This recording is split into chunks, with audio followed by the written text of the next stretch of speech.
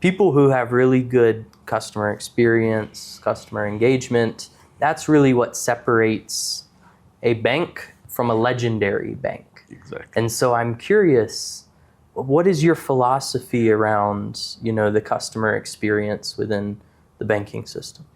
So I think that's one of the success factors for CIB in Egypt. So if you go back to history in Egypt has some very large banks, one of the large local nationalized banks. Yeah, NBE, right. You have, Bank Misr, Bank the Care, whatever, right? But the reason today CIB is the most profitable private bank is because of the customer first journey which we've all followed. In fact, if you go and see some of the branches in CIB Egypt, right, we employed people from the hospitality industry to even model our branches. Okay. So for us, it has to be a 5-star experience for a customer. Okay, so they feel like family when they walk through the door. Absolutely. Yes. Okay.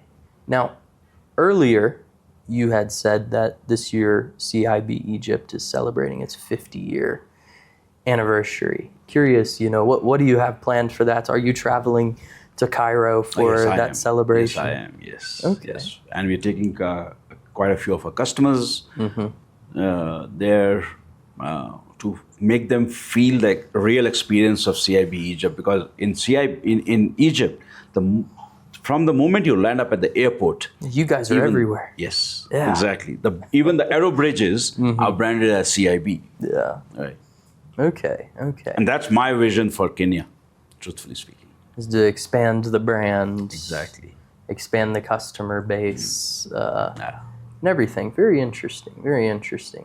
Now I'm curious, I guess this is more of a personal question. I'm curious about your management style. Leading a bank, you have a lot of people that you're leading, and as CEO, you're tasked with leading the vision and implementing it, making sure it happens. I'm curious, how would you describe your management style? I've been brought up in a Citibank culture.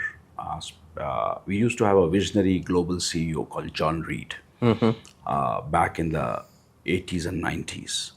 And the philosophy I've been brought up under, where I was told from the day I joined the bank, saying, go and innovate and take risks.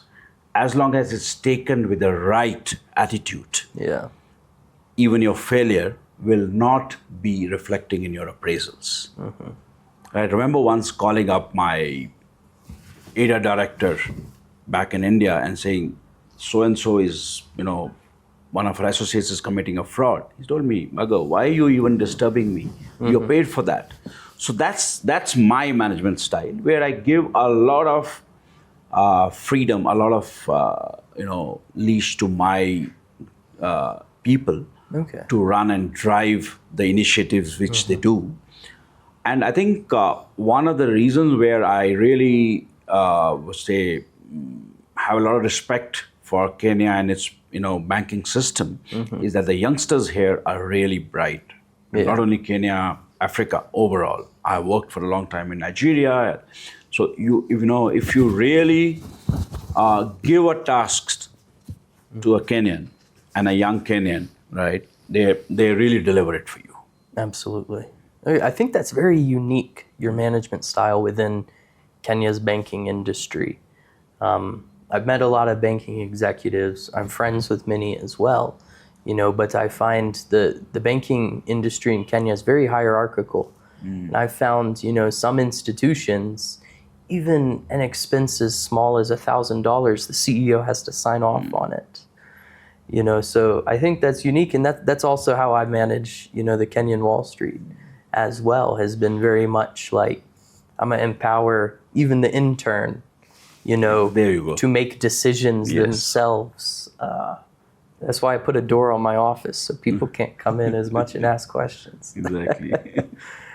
Awesome. So, now we're sitting in September. So we're, almost halfway through H2.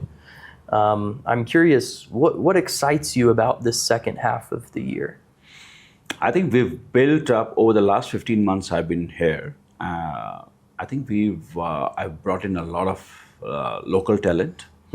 We've introduced a shared services model, so I have a lot of support coming in from Egypt, right? Because there's certain things you don't need to duplicate. Yes, Yeah. exactly. Okay. That's what I'm saying. Things like technology, I told you, technology, processes, those are ready products available there. Yeah. I just need to bring them, blend them with local spices, as I said earlier, and introduce them. So we already introduced some new products. One of them being an everyday saver product, where your interest on your account is credited on a daily basis. Okay. Right. I'm launching a very unique prepaid card product here, because prepaid, to my mind, especially for the Kenyans, is a very unique proposition here. Because whether it's for travel, whether it's for education of your children, for health, for trade, Kenyans use, and it has an use case both inbound and outbound. Right. Yeah. And I'm surprised nobody has looked at it, because I had done this about 20 years back, even in Nigeria.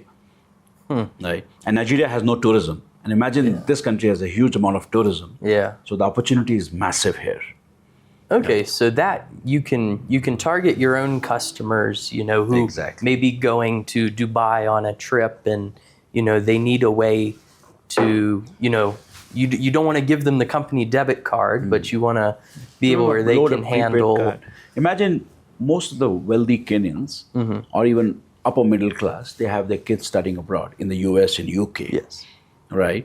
Now, instead of transferring money on a huge expense on RTGS, you give him a prepaid card and you load it for him every month. He can pay his school fees, he can pay his rents, he can pay everything with that. Yeah.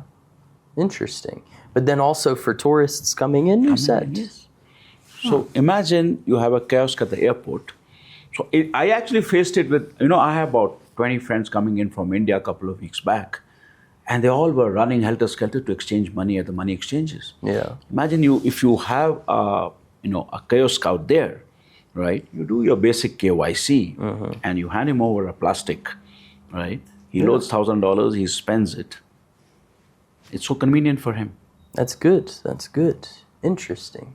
You'll have to, I guess, find a way to also work with M-Pesa as well, Exactly. It wasn't until I got a SIM card that life got really easy. Yes. Because even if you go to, say, Maasai Market, it's hard to find a POS sometimes. Yes. Okay, interesting. But no one thought about that here yet. Wow. Imagine that. Sometimes it's not about inventing something new. It's just about applying something new somewhere else. Absolutely. Nigeria has a very big card culture as well. It has, yes. Yeah, much more so than mobile money here. Okay. Interesting. All right. Well, I think we're almost done. I think we've covered a lot of ground. It's been awesome speaking with you, learning about everything. But I do have one more question that I ask all of my guests. It's mandatory. But the question is, when you were first starting your career, what did you spend your first paycheck on? My first paycheck was actually spent on buying a special gift for my parents. Okay. Well, that's nice. That's nice. I've heard a lot of different answers over the years. Okay. Interesting. I actually find, especially in West Africa, that's been a huge thing. It's like tradition in Nigeria. You have to give your first full paycheck to your parents, to your family, And then here I've had all kinds of different answers from cabinet secretaries, they're saying, they, spent it on a watch or different things. So I appreciate that. Thank you so much. Yes. Well, Abhinav, thank you so much for taking the time to speak with me today. Thank you, Andrew. Appreciate it. Thank you very much.